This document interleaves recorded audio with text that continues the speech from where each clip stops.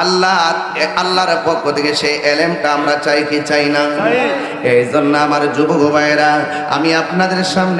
আমি আপনাদের সামনে একটা আয়াত তেলাওয়াত করব।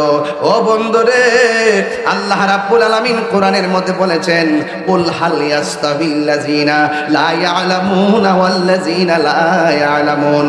আল্লাহ রাব্বুল আলামিন কয়, ও বন্ধুরে,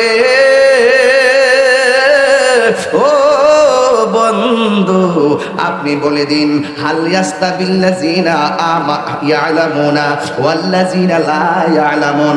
যারা জানে আর জানে না, তারা কি এক হইতে পারে? তারা কোনোদিন এক হইতে পারে না।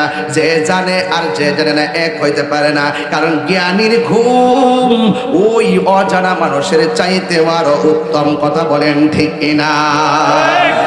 এই জন্য বাবার আমার, আল্লাহর যারা জানে, যারা জ্ঞানী, এদের ঘুম আর যারা জানে না এদের ইবাদতের চাইতে আরো উত্তম। এই জন্য ইলম শিখার দরকার আছে না নাই? এই আওয়াজে মানি না, জোরে বলুন না, আছে না নাই?